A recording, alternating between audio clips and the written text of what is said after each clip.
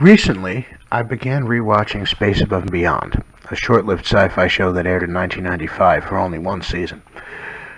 I remembered the show fondly, but having seen only one or two episodes over the past few years, even though I own the DVD set, I had rewatched them all some time ago when I first got it, but that was some time ago. I wondered if it was as good as I remembered. Was the future all it was cracked up to be 20 years ago?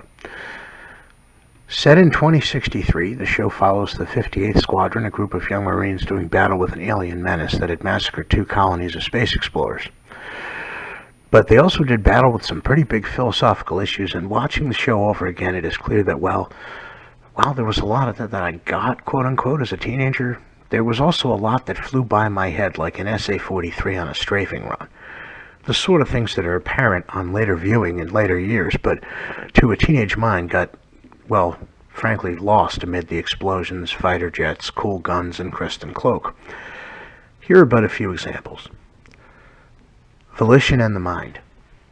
Quote, to ignore it is easy, to turn away ensures survival, but it is an insult to life, unquote, says Colonel McQueen, the leader of the 58th, talking of difficult choices and the need to face them. What he is essentially talking about is the defining characteristic of human life, of sentience, of volition, the ability, indeed the necessity, to direct one's actions, to think, conclude, and ultimately act. To avoid thinking, to avoid a decision, is to give up on that thing that defines being alive and being human. The show also dealt with subjects like racism and bigotry. They were able to do this tactfully, however, without beating the viewer over the head with the type of presentation that's often used nowadays, and this was because it fit the story. There was a backstory that predated the human-alien conflict of an AI war. Humanity had developed artificial intelligence and created humanoid robots to act as workers. They rebelled, and in order to fight them, humanity doubled down on its mistake and created in vitros, or artificially gestated humans grown in tanks. Born at the age of 18 years, they were trained as soldiers, but many deserted and the program was disbanded. As a result, you had a population of lab-grown humans who were treated as second-class citizens, and, many were biased against them. Two of the main characters, Lieutenant Hawks and Colonel McQueen, were tanks, so it made sense that the issue would arise during the series. This was an excellent example of how you can deal with real-life issues through allegory in science fiction or fantasy if the basic premise is already integrated into the story. You don't have to try and wedge something in there like a square peg into a round hole. It presents itself organically as just part of the tale. And this came up periodically throughout the show, again, without beating the viewer over the head. It was just part of telling a good story, and that's how you do it. Suffice it to say, the show was never shallow. Even seemingly simple storylines had deep spots where there lurked ideas and concepts that were important then and, frankly, that still are today. The setup of the show was pretty basic. Young Marines based on an aircraft carrier-style ship, flying fighters and sometimes fighting as infantry.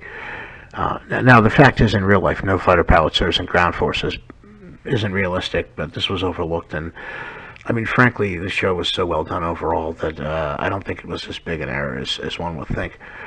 Now, while 2063 might have seemed awfully far off in 1995, there were no ray guns, warp drives, or transporters. The show kept it realistic as far as technology went, or as realistic as you can get with a fictional show. The small arms were all projectile weapons based on various types of firearms. Notably, the M590 rifle, a fictional, futuristic, like military rifle, and the matching handgun, the fictional M70, which was actually a modified Glock. They had a rifle's flash hider on it and a red dot sight mount to sort of disguise it. Several real-life weapons like the Steyr AUG and the Desert Eagle and MP5 also showed up. Now, to travel to outer space, the show used naturally occurring wormholes. They didn't have any faster-than-light speed or ludicrous speed or warp drives, as mentioned. And cargo carrier-type craft landed various soldiers on planet or transported goods and supplies. The SA-43 Hammerhead, the attack jet, was a vehicle capable of space and atmospheric flight.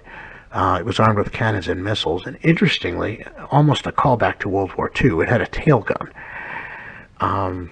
In space, maneuvers were often accompanied by jets on the nose or fuselage firing as the thing turned, making it seem fairly realistic as, in space, ailerons are useless and you need, like, jets to steer.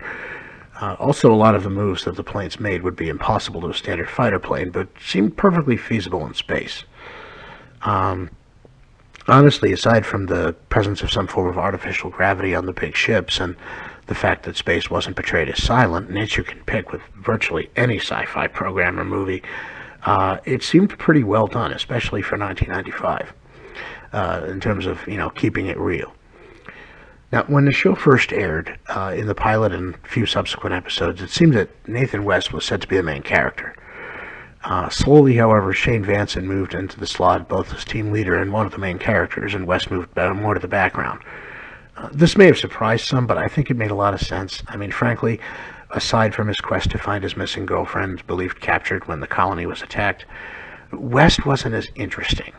He did grow into his role, but he was kind of a one-dimensional character. Vanson, on the other hand, slowly grew into a more prominent role and then moved aside and back again as the focus shifted to Hawks, McQueen, Wang, and others. And the show was frankly the better for it. This was never about one main character. This was an ensemble effort like an orchestra. And ultimately the show is about the 58th as a team. Standout bosses. Do you admire and respect your boss? A lot of people frankly don't, but in Space Above and Beyond, your boss, your commanding officer, was likely to be a good guy, at least if you were in the 58th. Commodore Ross, played by Tucker Smallwood, was in charge of the Saratoga, the spaceship on which they were based. He was a stern but fair man who broke no nonsense, but also protected his people. And it's frankly hard to tell which performances were better. The ones where he was in uniform and chewing someone out or ordering some political hack off his ship for disrespecting his people, or the glimpses we got behind the scenes, such as when he was off duty in his cabin, playing his jazz guitar and talking quietly with McQueen. POWs. One of the story arcs involving Wang and his torture by AI allies of the aliens put the spotlight on one of the more unsavory aspects of modern warfare. It wasn't pretty, but ultimately Wang came through, and the episodes gave us some of the more memorable moments of human heroism. Wang himself was an oddity. If Hawks was the outcast and Shane the driven officer, and West the idealist searching for his lost love, Wang was a combination of those two atypical sorts, a nerd jock. I kid you not. He was also both a joker and an intellectual, a guy who could rave about his Chicago sports teams or get in a fistfight with a superior officer over Shakespeare. Well, as a kid, I probably identified more with the outcast Hawks at the time. What young person wouldn't? Wang, on subsequent viewing, appeared to me to have a lot more going for him than I remembered, and frankly, he seemed to be the heart of the team. And then there was the silent episode. I mean, who can forget Who Monitors the Birds? Perhaps the most intriguing episode of the series. This one saw Hawks lost behind enemy lines, dodging alien fire, and flashbacks to his time in an in vitro training facility. The episode featured a unique scenario where Hawks and one of the aliens fought to a draw, then went their separate ways, perhaps each hoping they need not kill the other. The show was criticized a lot for at the time for the aliens are just this faceless menace, and this gave us a peek at maybe they're not. Maybe they have agency. Maybe they have personality. Maybe they're not just like a swarm. And this scene where Hawks finds, for lack of a better word, humanity in an alien creature, where they both agree, hey, there's no need to kill each other, without saying a word, because of course they can't understand each other's language. And he goes one way and the alien goes the other, after giving each other mementos. Hawks gives the alien a marine ring that was on his finger. The alien gives Hawks his emblem from his suit, which is, I guess, kind of like the alien equivalent of dog tags. And he points this way, and the alien goes the other way, and they slowly move off. And thus later, when the same alien is slain, I mean, it has a lot more impact, because this wasn't a faceless creature. This was someone you were starting to hope for, even though he was on the wrong side. And the fact that the entire episode had almost no dialogue because it was about one person trapped behind enemy lines didn't really detract from it. But it's the sort of chance one doubts anyone would take these days. It really pushed the boundaries of how to tell a story. And in the way that kind of sums up the whole show. It pushed the boundaries of what sci-fi could be. It presented, as TV Guide once said, a, quote, gritty, gutsy version of the future, unquote. A departure from the clean, regimented realm of hard sci-fi, such as the Star Trek franchise and other takes on outer space, which had been the dominant view for such years and showed an idealized view of the future that really didn't bear a lot of resemblance to the world we live in now. For just one short, wonderful year in the 90s, the American public and the world got a view of what perhaps the future might look like. Not as some whitewashed Starfleet world, but a world much like our own, a fictional future with all the flaws, virtues, horror, and heroism of the very real present. The show's been off the air for years now, and so one could accurately say that the 58th is gone. Or one could imagine they're still out there somewhere, hurtling through deep space, tackling enemy fighter planes and ethical issues with the same ferocity. I mean, the show ended in a sort of cliffhanger with various characters either apparently dead or missing, but who knows? And it might literally still be out there somewhere. As one character pointed out in the Christmas episode, TV signals have inadvertently been beamed into space for years. Perhaps, somewhere, out beyond the reach of the rays of the sun, the 58th still flies through the stars, even if there's no one there to see them. Now it's 2020, and, well, frankly, a lot of things that have been happening in the real world seem like they belong in a sci-fi show, or some kind of dystopian future.